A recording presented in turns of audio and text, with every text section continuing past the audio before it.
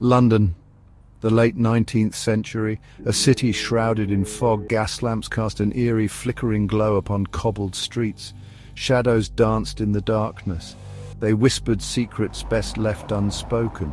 This was Victorian London, a place of stark contrasts. Opulence and poverty existed side by side, morality and vice intertwined in its darkest corners. The fog was a constant presence. It rolled in from the Thames, thick and suffocating. It clung to everything, seeped into every crevice. The fog obscured everything. It made the familiar seem strange and menacing. It was a shroud, concealing both beauty and ugliness. The people of London moved like phantoms through the mist. Their footsteps echoed on the damp pavement. Faces hidden in the shadows were unreadable. There was a sense of mystery in the air, a palpable tension that spoke of hidden desires and unspoken fears. It was a city on the brink of change. The Victorian era, with its strict social codes, was beginning to crumble. Beneath the surface of respectability, a darker current stirred. In the heart of this enigmatic city, a tale of horror was about to unfold, a story of duality, of the battle between good and evil that rages within us all.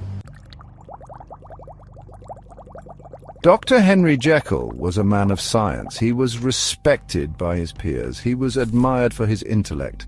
Jekyll was a pillar of the community. He was known for his charitable work and his impeccable reputation. But beneath Jekyll's respectable facade, there lurked a dark secret, a hidden obsession. He was fascinated by the duality of man, the constant struggle between good and evil that waged within the human soul.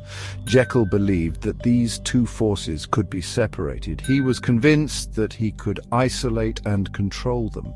He experimented in his laboratory. He searched for a way to unleash his darker impulses. He craved freedom from the constraints of his own morality. Jekyll's obsession consumed him. He became withdrawn from society. He neglected his friends and his work. He was driven by a dangerous curiosity. It was a curiosity that would ultimately lead him down a path of destruction.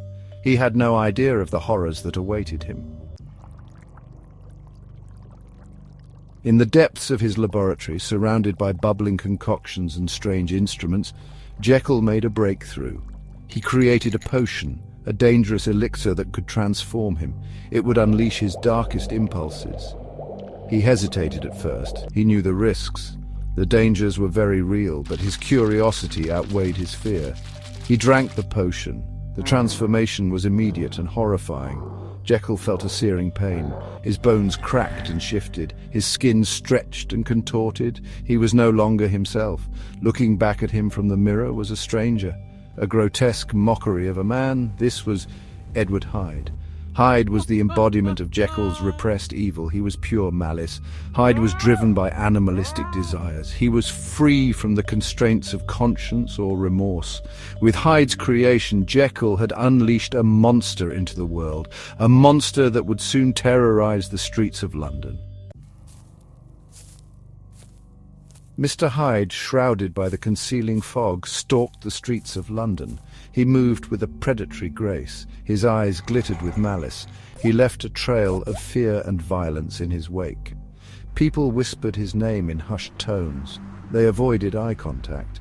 Tales of Hyde's brutality spread like wildfire. A young girl trampled upon in the street, a shopkeeper brutally beaten. The victims spoke of a creature of pure evil, a monster who delighted in inflicting pain. The police were baffled. They had no leads, no suspects. Hyde was a phantom. He would appear and disappear at will, always shrouded in the fog. Fear gripped the city. People were afraid to walk the streets alone. The fog seemed to amplify their terror. Section 5. A desperate struggle for control. At first, Jekyll reveled in Hyde's dark freedom. He indulged in his basest desires. He gave in to the darkness that he had kept hidden for so long, but as Hyde's crimes escalated, so too did Jekyll's horror. He tried to regain control. He swore off the potion. He vowed to suppress Hyde forever. But the monster he had unleashed was not so easily contained. Hyde had taken root in Jekyll's soul.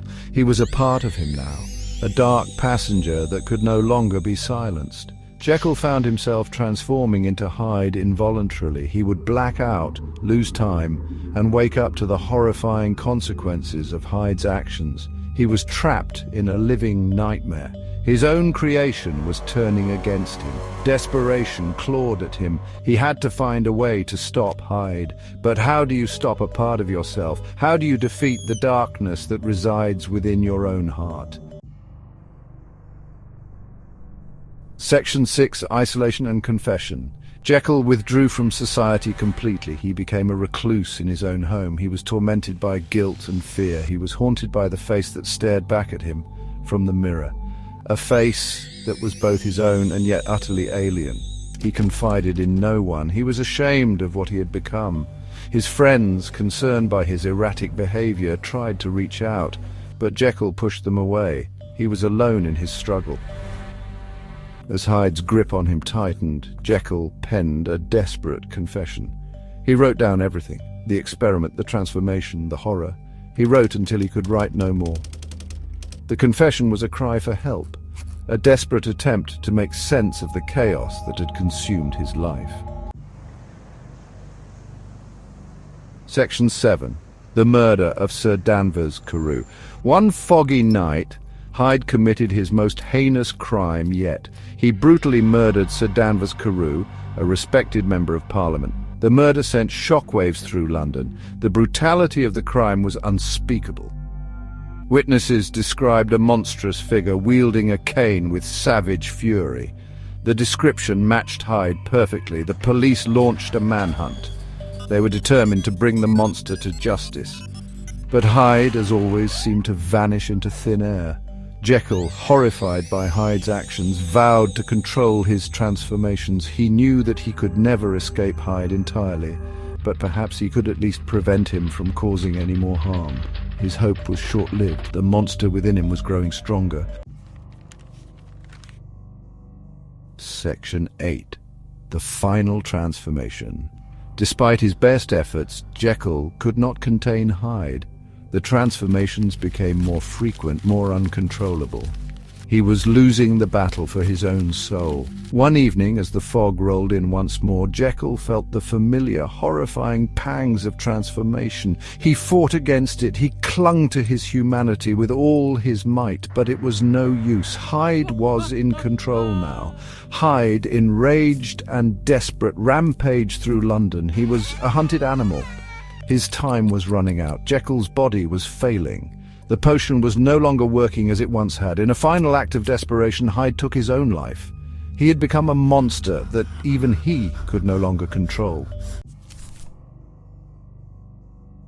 Section 9. The Duality Within Us All.